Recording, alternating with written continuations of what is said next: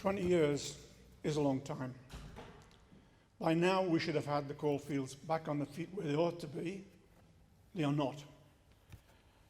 It was the idea of John Prescott to set up a task force, and Steve Fothergill, sat at the back, was part of that task force. And it didn't take long, but there was a long debate on what did we call this report. And we came up with the words, making a difference. Didn't seem right at the time. We hadn't heard that combination of words at the time. It eventually was right, because that's what we're about, making a difference.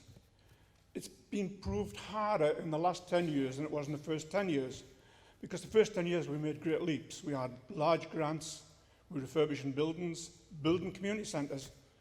Not only that, we got a good audit office report because they went in to see what we're doing. This was in 2009. And we had connections, participants of 1 million, just short of 1 million people.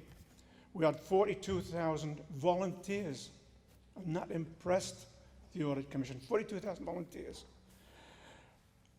We supported 17,000 groups, 90,000 people received training, 31,000 received qualifications.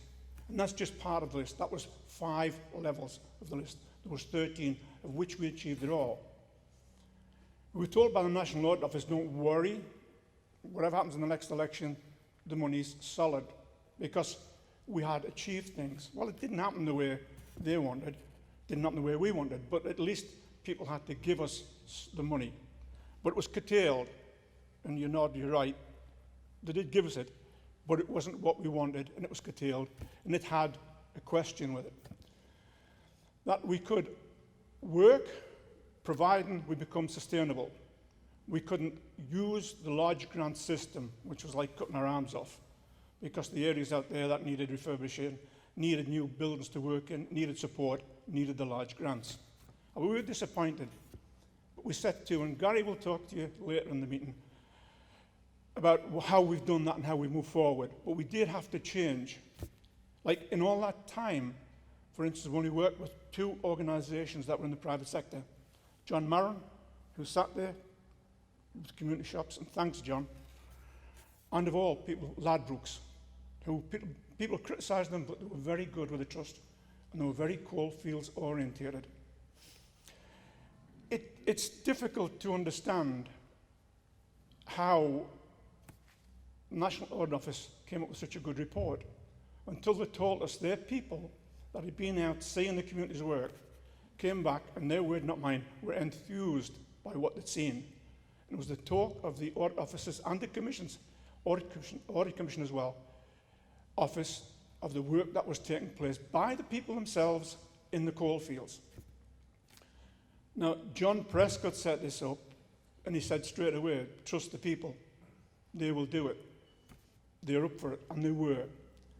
Well, the last 9 years has been a bit of a trauma for us all, because although we weren't getting the money and we had to become sustainable, the austerity measures hit, and hit hard. Charities, mainly. We've seen charities we'd supported for years disappear, and we couldn't help them. Our biggest partner were local authorities. We couldn't help them. They were always partners with us, but they were strapped. They couldn't do anything. We went up the northeast once, and I've just mentioned this at the back, but we went to meet the Regen team, who we'd been talking to only 3 weeks before to do some more business, to find they'd all been dismissed and had left office. So Regen teams belonging to local authorities also were disappearing. Now, it doesn't take a great deal of thinking to understand that people in the communities need support. They need help. They need somebody there organising them. And it's more difficult to organise people who are on their own in small little groups. But we did, if you want, ignore something that we were told to do. We kept the small grant programme running. That was basically important to us, because when we had to retreat, we came down to 30% of our staff. We had to close all our offices, which were important, which were active, very active in the communities. We lost all that. So this gathering today is some little proportion of that we're trying to do, bring back the connections we had. Now we've got Steve and Lynn. Lynn's there, I don't know where Steve is. They've been going around the country, meeting groups, organising groups to bring back this connection that we had. Now, this is political, and I'm getting to it because it's been a political period for me, trying to keep the communities going. We've met ministers.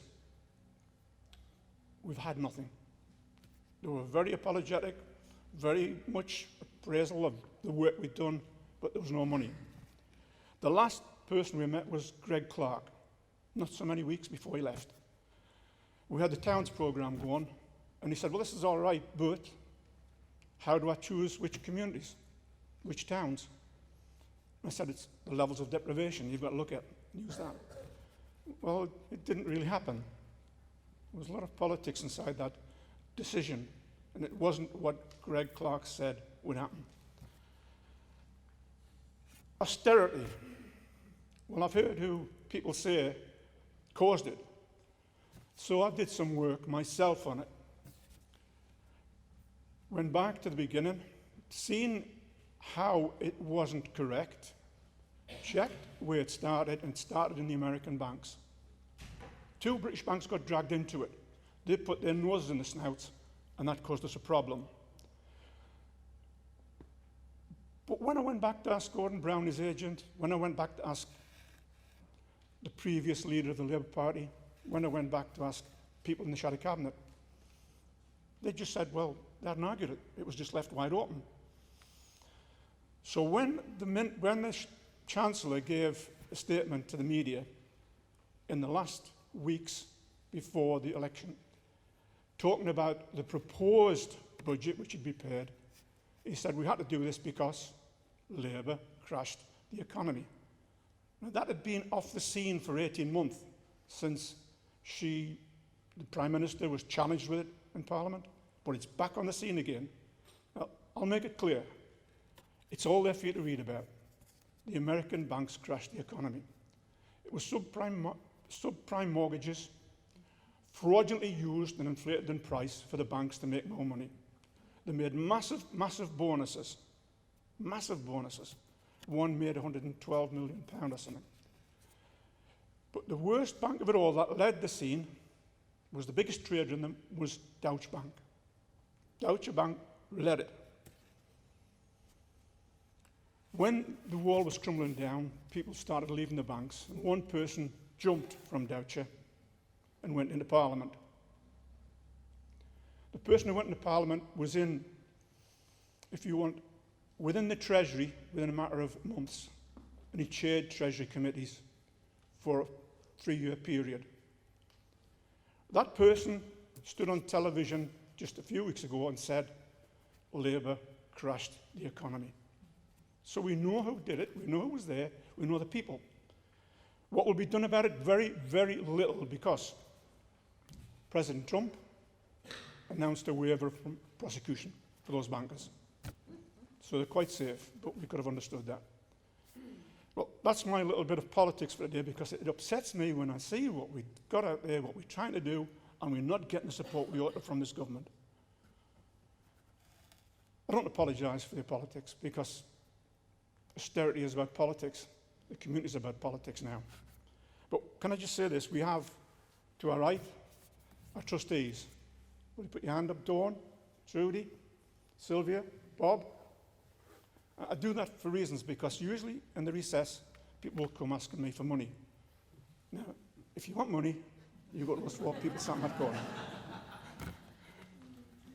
So we've got Dan coming. We've done a lot of work with Dan.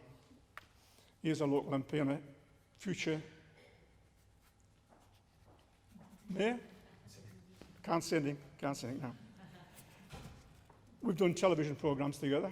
We've spoken in different places together, all for the same line, but always for the communities. And that's the way it will always be, for the communities. Now, what we're doing now is something different.